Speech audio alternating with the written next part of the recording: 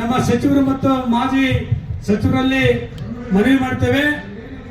ಕರ್ನಾಟಕ ರಾಜ್ಯದಲ್ಲಿ 101 ಜಾತಿಗಳ ಪರವಾಗಿ ದಲಿತ ಚಳುವಳಿ ಕರ್ನಾಟಕ ದಲಿತ ಸಂಘರ್ಷ ಸಮಿತಿ ಅನ್ನೋದನ್ನ ಇಲ್ಲಿ ತಮಗೆ ಮನವರಿಕೆ ಮಾಡಿಕೊಡ್ತಾ, ಚಿತ್ರದುರ್ಗದ ಜಯಣ್ಣ, ಚಿಂತಾಮಣಿಯ ಶಿವಣ್ಣ, ಶ್ರೀಧರ್ ಕಲ್ವೇರು, ಮಾವಳ್ಳಿ ಶಂಕರು ಮತ್ತು ಅನೇಕ ಮುಖಂಡರುಗಳು, ನಮ್ಮ ಕೋಲಾರ ಸ್ವೆಟ್ನಾರಾಯಣ ಸ್ವಾಮಿ, ಸೂಲ್ಕಂಡಿ ರಮೇಶು, ಬೆಂಗಳೂರಲ್ಲಿ ಭೀಮಜ್ಯೋತಿ, ಆರ್ ಮೋಹನ್ ರಾಜು, ನಾನು ಈ ರೀತಿ ಅನೇಕ ಬೇರೆ ಬೇರೆ ಜಿಲ್ಲೆಗಳೆಲ್ಲ ಹೋರಾಟ ಮಾಡೋದ್ರ ಮೂಲಕ ಸನ್ಮಾನ್ಯ ಎಸ್.ಎಂ. ಕೃಷ್ಣ ಅವರ ಅವಧಿಯಲ್ಲಿ 4 ಸಭೆಗಳು ಅಧಿಕೃತವಾಗಿ ದಲಿತ ಸಂಘರ್ಷ ಸಮಿತಿಯ ಮುಖಂಡರನ್ನ ಕರೆದು ಚರ್ಚೆ ಮಾಡೋದ್ರ ಮೂಲಕ ಹನುಮಂತಪ್ಪ ಅವರ ಮೊದಲ ರಾಜ್ಯ ಆಯೋಗದ ಅಧ್ಯಕ್ಷ ಮಾಡಿದ್ರು. ಆವತ್ತೆಲ್ಲೂ ಕೂಡ ಕಳೆದ 6 ತಿಂಗಳಿಂದ ರಾಜ್ಯದಲ್ಲಿ ತಾನೆಚ್ಚು ನಾನೆಚ್ಚು ತಾನೆಚ್ಚು ನಾನೆಚ್ಚು ಅಂತೇಳಿ ಇವತ್ತು ವಿಘಟನೆ ಆಗ್ತಕ್ಕಂಥ ಏನೋ ಒಂದು ಮನಸ್ಸುಗಳಿದ್ದಾವೆ. ಆ ಮನಸ್ಸುಗಳನ್ನ ನೋಡಿ ಕರ್ನಾಟಕ ದಲಿತ ಸಂಘರ್ಷ ಸಮಿತಿ ಇವತ್ತು ಇಡೀ ರಾಜ್ಯದ ಎಲ್ಲ ಜಿಲ್ಲಾ ಪದಾಧಿಕಾರಿಗಳು, ತಾಲೂಕು ಪದಾಧಿಕಾರಿಗಳು ಈ ವೇದಿಕೆಯಲ್ಲಿ ಕರೆದು ನಾವು ಬಹಿರಂಗವಾಗಿ ಮನವಿ ಮಾಡೋಣ. ಒಲೆ ಮಾತಿಗರಿಗೆ ನಾವು ವಿಘಟನೆ ಆದಷ್ಟು ಕೋಮುವಾದಿಗಳಿಗೆ, ಮನುವಾದಿಗಳಿಗೆ ಬಲ ಯಾವುದೇ ಕಾರಣದಿಂದ ಬಲ ಆಗ್ಲಿಕ್ಕೆ ನಾವು ಬಿಡಬಾರ್ದು, ಮನುವಾದಿಗಳಿಗೆ ಅವಕಾಶ ಕೊಡಬಾರ್ದು. ನಾವು ಈ ವೇದಿಕೆ ಮೂಲಕ ಇಡೀ ರಾಜ್ಯಕ್ಕೆ ನಾವು ಸಂದೇಶ ಕೊಡೋಣ ಅಂತೇಳಿ ಇವತ್ತು ಈ ವೇದಿಕೆಯಲ್ಲಿ ಇಡೀ ರಾಜ್ಯದ ಎಲ್ಲ ಜಿಲ್ಲಾ ಪದಾಧಿಕಾರಿ, ತಾಲೂಕು ಪದಾಧಿಕಾರಿಗಳು, ವಲಯರು, ಮಾದಿರೆಲ್ಲ ಈ ವೇದಿಕೆಯಲ್ಲಿ ಇದ್ದೀವಿ. ಇವತ್ತು ಈ ವೇದಿಕೆ ಮೂಲಕ ಮನವಿ ಮಾಡ್ತೀವಿ. ದಯಮಾಡಿ ಇರೆಸ್ಪೆಕ್ಟ್ ಆಫ್ ಪಾರ್ಟಿ ಅನ್ನೋದು ನೀವು ಮಾತಾಡ್ಕೊಳ್ಳಿ, ನಾವು ಮಾತಾಡಲ್ಲ. ಇರೆಸ್ಪೆಕ್ಟ್ ಆಫ್ ಶೆಡ್ಯೂಲ್ ಕಾಸ್ಟ್ ನಾವು ಆ 101 ಜಾತಿಗಳೇ ಆಗ್ತಕ್ಕಂಥ ಅನ್ಯಾಯವನ್ನು ಸರಿಪಡಿಸ್ತಕ್ಕಂಥ ಕೆಲಸ ಆಗಬೇಕಾಗಿದೆ. ಈಗಾಗಲೇ 17 ಮೀಸಲಾತಿ ತಿದ್ದುಪಡಿ ಏನು ಕಾಯ್ದೆ ಆಗಿದೆ, ಹೈಕೋರ್ಟ್ ಅಲ್ಲಿ ಪೆಂಡಿಂಗ್ ಇದೆ. ಅದರ ಮತ್ತೆ 15 ಮೀಸಲಾತಿಯನ್ನ ಮಾಡ್ತಾ ಇದ್ದಾರೆ.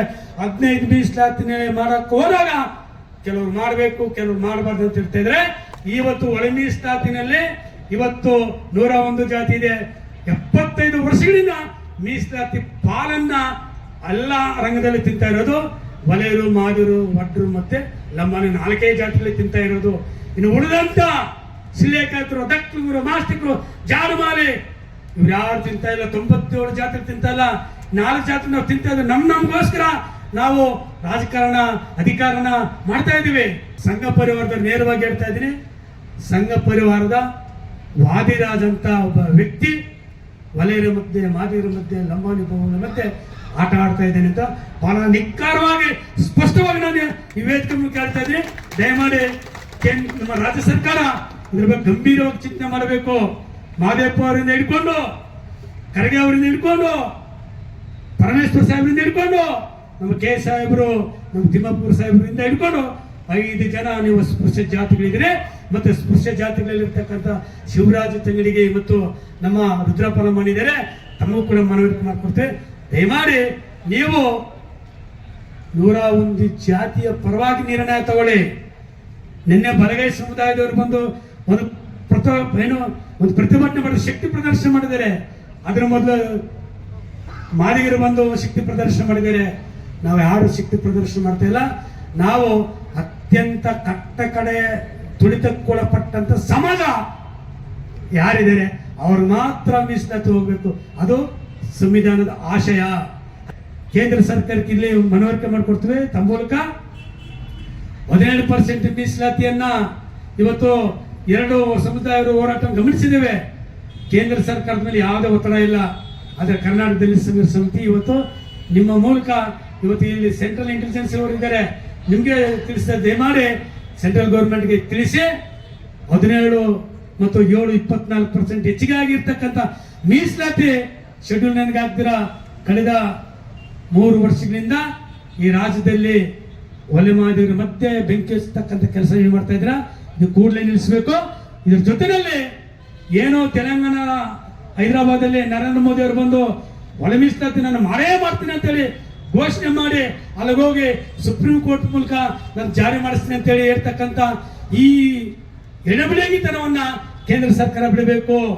ಇದು ರಾಜ್ಯದ ಸಮಸ್ಯೆ ಅಲ್ಲ, ಒಳ ಮೀಸಲಾತಿ ಇದು ರಾಷ್ಟ್ರದ ಸಮಸ್ಯೆ. ಈ ರಾಷ್ಟ್ರದ ಸಮಸ್ಯೆನ ಕೇಂದ್ರ ಸರ್ಕಾರ ಮಾಡಬೇಕಾಗಿತ್ತು. ಆದ್ರೆ ಕೇಂದ್ರ ಸರ್ಕಾರ ಬಹಳ ಜಾಣತನದಿಂದ, ಬಹಳ ಎಡಬಿಡಗಿತನದಿಂದ, ಯಾಕಂದ್ರೆ ಮೊನ್ನೆ ಮಂದಕೃಷ್ಣ ಅವ್ರ ಮಾದೇವಿ ಅವ್ರು ಮಾತಾಡಿದಾಗ ಅದನ್ನ ಇಲ್ಲಿ ಉಲ್ಲೇಖ ಮಾಡ್ಬೇಕು ನಾನು. ಈ ರಾಜ್ಯದಲ್ಲಿ ಒಲೆ ಮಾದಿರ ಮಧ್ಯೆ ನೀವು ಬೆಂಕಿ ಹಚ್ಚೋ ಕೆಲಸ ನೀವು ದಯಮಾಡಿ ಮಾಡಬೇಡಿ. ನಿಮ್ಮದು ಆ ಭಾಗದಲ್ಲಿರ್ತಕ್ಕಂಥ ಮಾಲಾ ಮಾದಿರ ಸಮಸ್ಯೆ ಬೇರೆ, ನಮ್ಮ ರಾಜ್ಯದಲ್ಲಿ ಇರ್ತಕ್ಕಂಥ ಒಲೆ ಮಾದಿರ ಜೊತೆಯಲ್ಲಿ ಸ್ಪೃಶ್ಯ ಸಮಸ್ಯೆಗಳಿದ್ದಾವೆ. ನಾನು ಸಣ್ಣ ಒಂದು ಅಂಕಿಅಂಶ ಕೊಡ್ತೀನಿ. ರಾಜಕಾರಣದಲ್ಲಿ ಹೈದರಾಬಾದ್ ಕರ್ನಾಟಕ 8 ಮೀಸಲು ಕ್ಷೇತ್ರದಲ್ಲಿ ಒಬ್ಬ ಮಾದಿಗ, ಒಬ್ಬ ಚಲವಾದಿ ಇದ್ದಾನೆ, ಒಬ್ಬ ಬೋವಿ ಇದ್ದಾನೆ, ಇನ್ನು 5 ಜನ ಲಂಬಾಣಿಗಳಿದ್ದಾರೆ.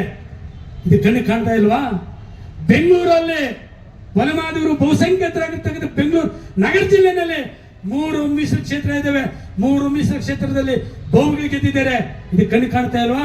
ಅವ್ರು ಗೆಲ್ಲಬಾರ್ದು ಅಂತ ವಿರೋಧ ಮಾಡಲ್ಲ. ಅವ್ರ ಜನಸಂಖ್ಯೆ ಎಷ್ಟಿದೆ, ಅವ್ರ ಪಾಲ ಅವ್ರು ತಗೊಳೋದ್ರಲ್ಲಿ ನಮ್ಮ ದಲಿತ ಸಂಘ ಸಮಿತಿ ನಾವು ಯಾವುದೇ ರೀತಿಯ ವಿರೋಧ ಮಾಡಲ್ಲ. 3 ಕ್ಷೇತ್ರ ಇನ್ಯಾರು ಗೆಲ್ಬೇಕಾಗಿತ್ತು? ಅಲ್ಲೇ ಒಂದು ಮಾದಿಗ ಒಬ್ಬ ಒಲೆ ಗೆಲ್ಬೇಕಾಗಿತ್ತಲ್ಲ, ಯಾಕೆ ಗೆದ್ದಿಲ್ಲ? ಇದು ಮೇಲ್ನೋಟ ಕಾಣ್ತಾ ಇಲ್ವಾ? ಮತ್ತೆ ನಮ್ಮ ಹಳೆ ಮೈಸೂರು ಕಡೆ ಹೋಗ್ಬಿಟ್ರೆ ಅಲ್ಲಿ ನಿನ್ನೆ ಮೊನ್ನೆ ನಡೆದಿರ್ತಕ್ಕಂಥ ಎಲ್ಲ ಅಂಶಗಳು ನೋಡೇ ಇರ್ತಿರೋದು. ಹಳೆ ಮೈಸೂರಿನಲ್ಲಿ ನಮ್ಮ ಕಡೆ ಇಲ್ಲಿ ಏನು ಬೋವಿಗಳ ಸಮಸ್ಯೆ, ಆ ಕಡೆ ಲಂಬಾಣಿಗಳ ಬೋವಿಗಳ ಸಮಸ್ಯೆ ಇದ್ದಂಗೆ ಹಳೆ ಮೈಸೂರು ಮಂಡ್ಯ ಚಾಮರಾಜನಗರದಲ್ಲಿಲ್ಲ, ಅಲ್ಲಿ ಸಮಸ್ಯೆ ಮಾಲ ಒಲೆ ಮತ್ತು ಮಾದಿಗರ ಮಧ್ಯೆ ಇರ್ತಕ್ಕಂಥ ಸಮಸ್ಯೆ. ಆ ಸಮಸ್ಯೆನ ಈ ರಾಜ್ಯಕ್ಕೆ ಹಬ್ಬಿಸ್ತಕ್ಕಂಥ ಕೆಲಸನ ಕೂಡಲೇ ಆ ಭಾಗದಲ್ಲಿರ್ತಕ್ಕಂಥ ನನ್ನ ಎಲ್ಲ ನಿನ್ನೆ ಬಂದಿರ್ತಕ್ಕಂಥ ನನ್ನ ಎಲ್ಲ ಬಲಗೈ ಸಮುದಾಯದ ಮತ್ತು ಎಡಗೈ ಸಮುದಾಯದ ಎಲ್ಲರಿಗೂ ನಾನು ಮನವರಿಕೆ ಮಾಡ್ತೇನೆ. ದಯಮಾಡಿ ಆ ಜಿಲ್ಲೆಯಲ್ಲಿರ್ತಕ್ಕಂಥ ಸಮಸ್ಯೆನ ಅಲ್ಲಿಗೆ ನೀವು ಬಗೆಹರಿಸಿ ಅದನ್ನ ಜಾತಿಗೆ ಅಂತಕ್ಕಂಥ ಕೆಲಸ ಮಾಡಿ.